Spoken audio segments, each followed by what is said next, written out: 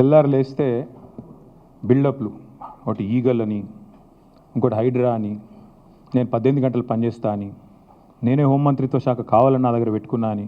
కానీ చేసే పని ఏంది?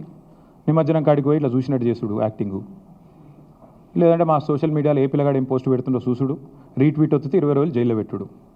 సోయి లేదా కేసీఆర్ మీద సిబిఐ కేసు. అంటే టీఆర్ఎస్ నాయకత్వం మీద, బీఆర్ఎస్ నాయకత్వం మీద పెట్టిన శ్రద్ధ, దృష్టి. నేను ముఖ్యమంత్రిని అడుగుతున్నా, నీకు అసలు సిగ్గుందా?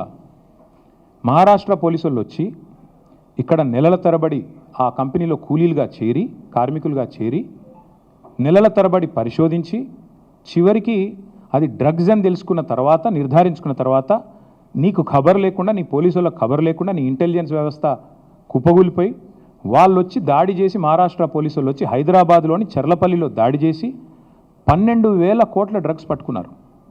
నేను ముఖ్యమంత్రిని అడుగుతున్నా, నీకేమైనా ముడుపులు ముట్టినాయి? ఇలా 12,000 కోట్లు 21 నెలల నుంచి ఏం చేస్తున్నావు? నీ ఈగల్ ఏం చేస్తుంది? నీ హైడ్రా ఏం చేస్తుంది? నీ హోంమంత్రిత్వ శాఖ ఏం చేస్తుంది? నీ పోలీస్ ఇంటెలిజెన్స్ ఏం చేస్తుంది?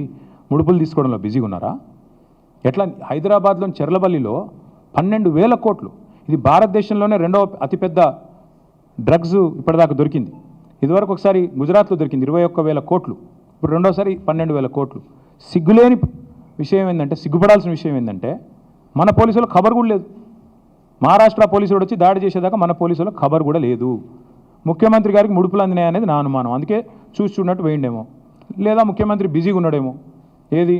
ఎవడు రీట్వీట్ అవుతుండు వాని మీద కేసు పెట్టుర్రి, ఎవడు పోస్ట్ పెడుతుండే వాని అర్జెంట్ లోపలేయండి, లేదా గణేష్ కాడపోయి కొద్దిగా స్టెంట్ కొట్టినట్టు చేద్దాం, అక్కడ కేసీఆర్ పాటలు బాగా పెడుతురు, పోలీసు వాళ్ళు డీజే బాక్సులు గుంజుకోవాలి, యాంప్లిఫైర్లు గుంజుకోవాలి. గదే పని. ఏమన్నది ఇవాళ పోలీసులకు రాష్ట్రంలో పని? పాపం పోలీసుల బండ్లలో డీజిల్ దిక్కులేదు. మేము మమ్మల్ని అరెస్ట్ చేస్తుంటే హరీష్ రావు గారు అడిగినారు, ఏమైనా నీకు టీఏ వచ్చిందని అడిగారు. పాపం ఆయన నవ్వుతుండు పోలీసు ఆయన. డిఏ వచ్చినాదే, టీఏ వచ్చినాదే, మీ బండ్లలో డీజిల్ అని వస్తున్నాదే అంటే చెప్పలేకపోతున్నారు. పోలీసు వాళ్ళు నవ్వుతున్నారు. అట్లాంటి పరిస్థితి ఉన్నది వాళ్ళు. అందుకే ఈ రాష్ట్ర హోంమంత్రికే ముడుపులు అందినట్టుగా నాకైతే అనుమానం ఉంది.